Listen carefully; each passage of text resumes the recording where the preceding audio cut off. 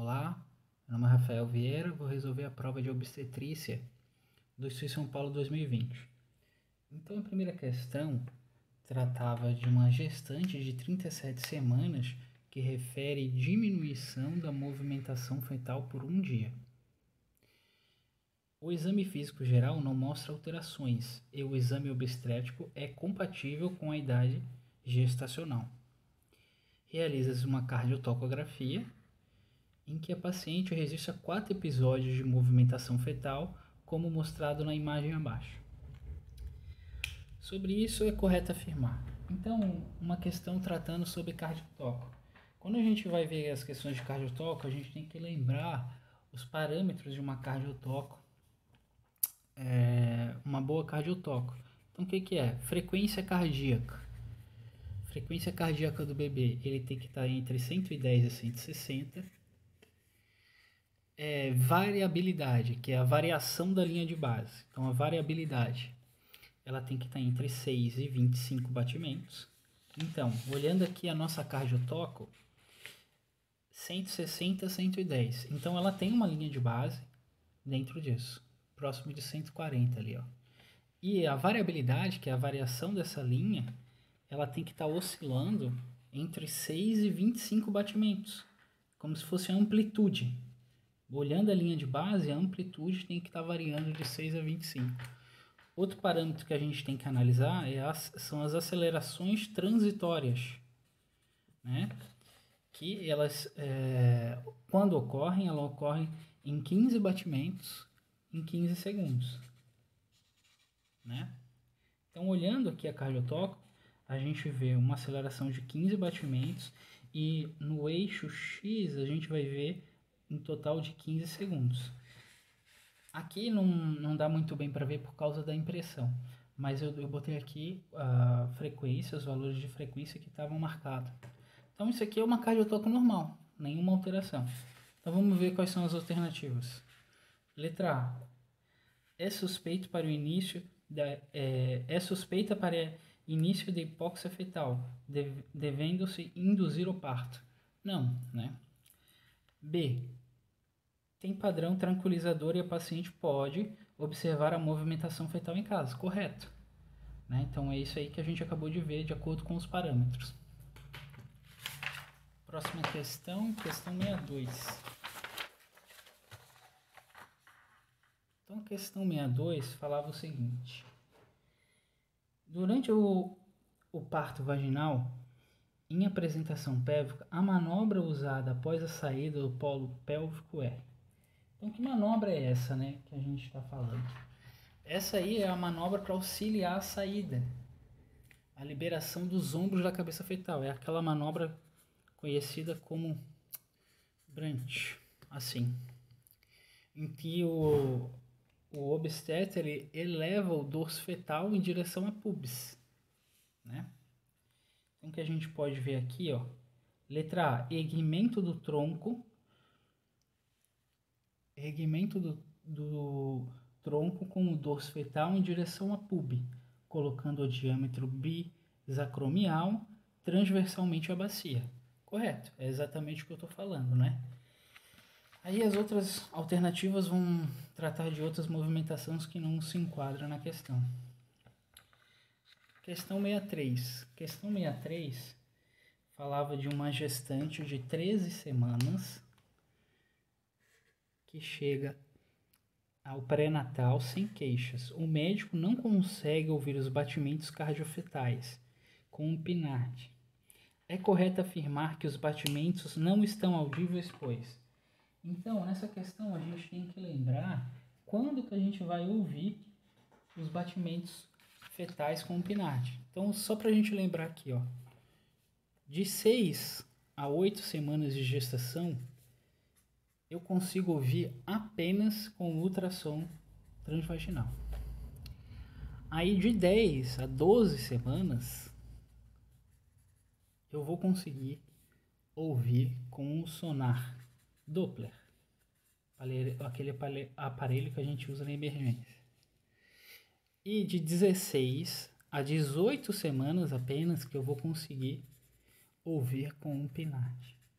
Então, se você tem uma gestante, que ela tem 13 semanas, mas você não está ouvindo com PNAT, olha aqui. Mas não é para você ouvir mesmo. Você poderia ouvir com um sonar Doppler, né? Ou mesmo com um transvaginal. Então vamos ver o que a alternativa trouxe. Com 13 semanas, o coração fetal só é audível por meio do ultrassonografia com sonar Doppler. Não, a gente acabou de ver. Você poderia ver com transvaginal e você poderia ver com sonar. Então isso está errado. Nessa idade gestacional, a escuta fetal deve ser feita com sonar. Correto? Deve ser feita com sonar. Deve ter ocorrido óbito fetal, não necessariamente. O feto deve estar em apresentação anômala, não necessariamente. O útero deve ser retrovertido, não também, né? Então, gabarito B. Questão 64. Questão 64 falava pra gente, para o tratamento conservador de uma gravidez ectópica, é correto afirmar que... Então, vamos ver. Letra A. A embolização da artéria uterina é indicada nos casos de massa anexial em expansão. Embolização de artéria é o que a gente usa em mioma, não é em gravidez ectópica. B. O cloreto de potássio pode ser injetado em massa anexial, em que for menor com 3 centímetros. Não, um medicamento utilizado é o metotrexato, MTX, não é o cloreto. C. O misoprostol pode ser empregado por via vaginal nos casos de massa anexial. Não. Como a gente viu, é o NTX. D. O metotrexato pode ser usado por via intramuscular se a massa tubária for menor que 3,5 centímetros e o beta-HCG menor que 5.000. Correto.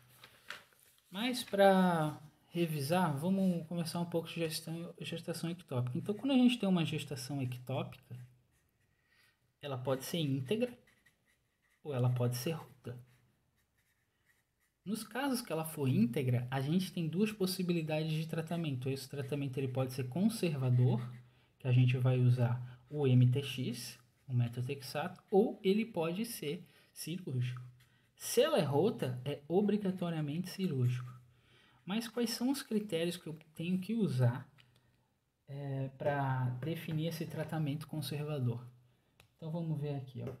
A gente só pode usar o tratamento com o MTX se o embrião ele tem até 3,5 centímetros, o beta-HCG ele for menor que 5.000,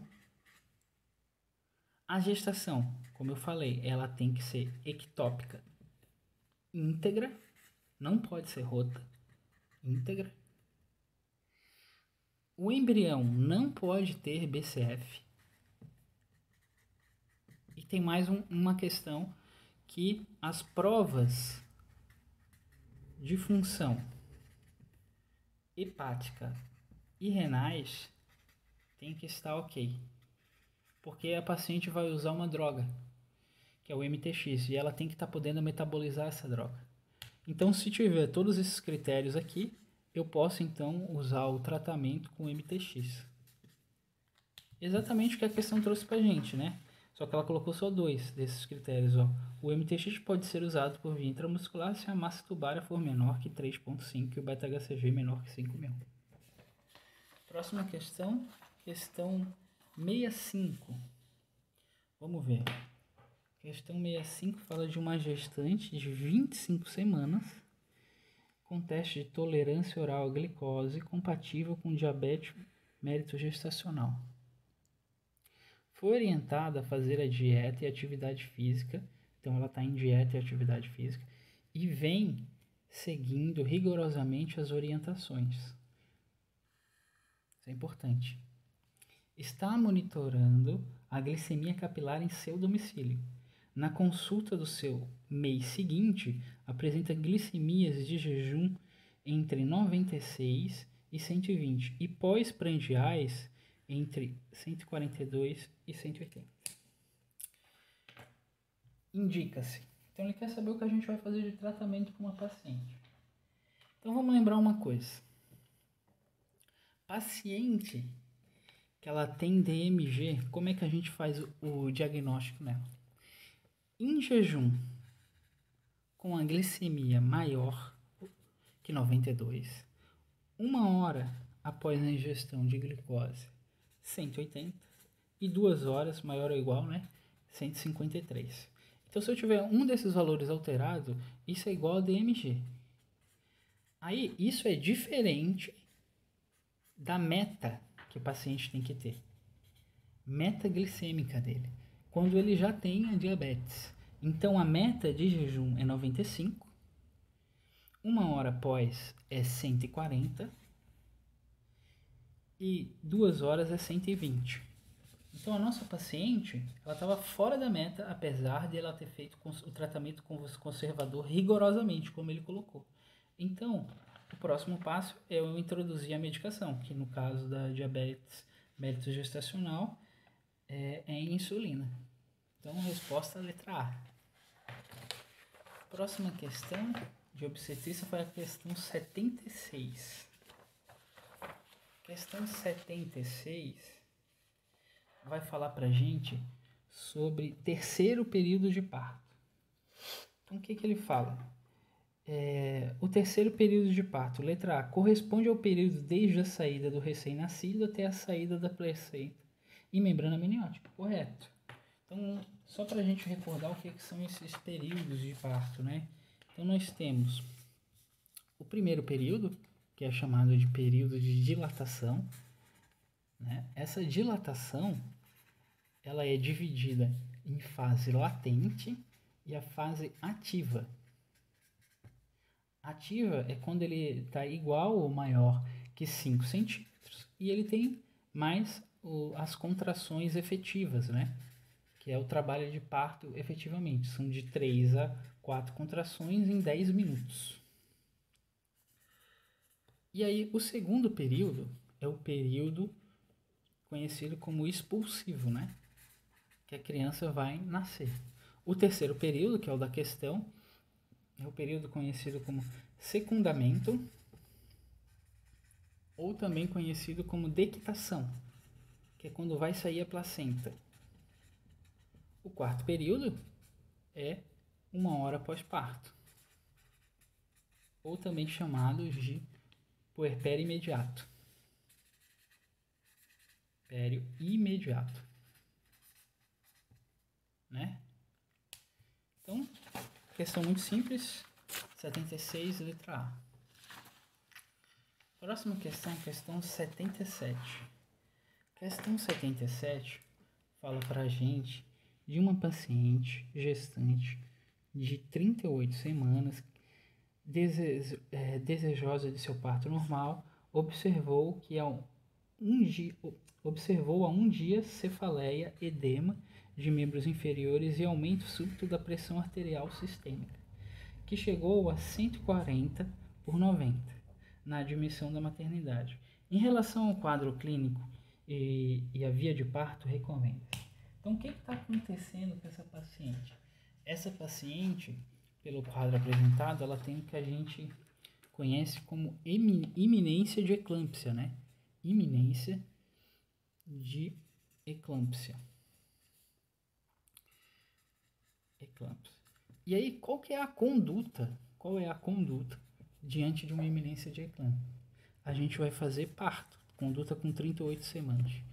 E por qual via? Qual é a via de parto que eu vou utilizar? Né? A via é a obstétrica. Isso não contraindica, esse quadro clínico não contraindica parto vaginal. E com relação à maturação cervical? Maturação cervical. Maturação cervical vai seguir o protocolo que a gente conhece. A paciente pode usar o miso se ela não teve 2 cesáreas. E se ela já teve cesárea, ela vai então usar a sonda de Foley, né? Então é isso. Isso que está acontecendo com a paciente, é isso que a gente vai ver nas alternativas. Prescrição de antipertensivo e parto instrumentalizado. Fórceps ou vácuo. para diminuir o risco de acidente vascular cerebral com 39 semanas de gestação. Não, com essa pressão a gente não vai prescrever antihipertensivo, não tem necessidade. Né? Parto cesárea de urgência com anestesia geral. Não, como eu acabei de explicar. Prescrição de antihipertensivo e parto cesárea programado com 39 semanas. Também não. Aguardar o trabalho de parto fisiológico. Não, a gente não pode aguardar. Essa paciente tem que ter parto. Fazendo exames de vitalidade fetal a cada 72 horas. Se for necessário, a gente tem que induzir o parto. Então, letra E. Parto via vaginal correto, preferencialmente. Né? Não havendo contraindicações para procedimento de maturação cervical imediata. É aquilo que a gente conversou. Pode ser MISU ou pode ser sonda. Correto, então, letra E. 78. 78 falava sobre apresentação fetal e os respectivos pontos de referência. Então, é uma questão bem direta, a gente tem que lembrar algumas coisas. Né? Eu tenho um macetezinho para a gente lembrar da apresentação fetal defletida. Como é que ele é? Ele é assim, ó, bucha sempre no meu mês foda. Então, como é que ele funciona?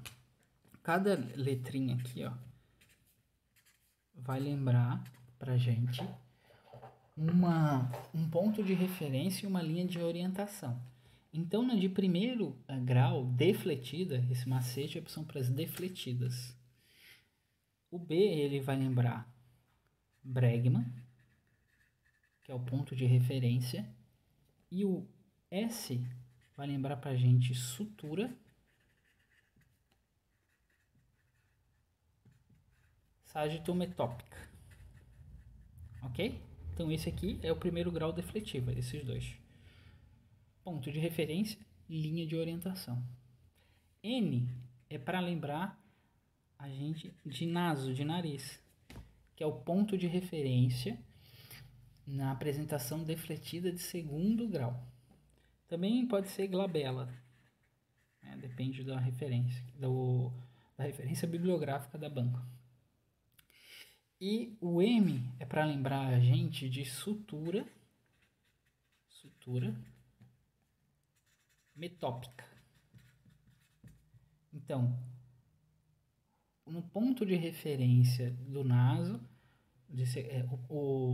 na apresentação defletida de segundo grau, o ponto de referência é o naso e a linha de orientação é a sutura metópica. E a apresentação cefálica defletida de terceiro grau, o ponto de referência é o mento e a linha de orientação é a linha facial. Né? Então isso aqui é para lembrar o mais difícil, que são apresentações cefálicas defletidas. Na apresentação cefálica fletida, que é o mais comum, né, o ponto de referência é occipital. Ok? Vamos voltar ali. Ó. Letra A. Cefálica fletida naso. Não. Cefálica fletida é occipital, como a gente viu. Letra B. Cefálica defletida de segundo grau é o mento. Então, cefálica defletida de segundo grau, aqui, ó. O ponto de referência é o naso, não é o mento. Cefálica defletida de terceiro grau, essa aqui, ó. O ponto de referência é a glabela, não, é o mento. D. Cefálica defletida de primeiro grau. O ponto de referência é o bregma. Certo? Correto. E E. Córmica. O ponto de referência é a crista sacrococcygena. Córmica é aquela apresentação que o bebê apresenta o ombro. E córmica é de acrômio. Então, ponto de referência é o acrômio. Ok? Então, gabarito letra D. Próxima questão, questão 7.9. Questão 7.9 fala o seguinte: considerando-se conduta adequada no aborto retido na 8ª semana de gestação.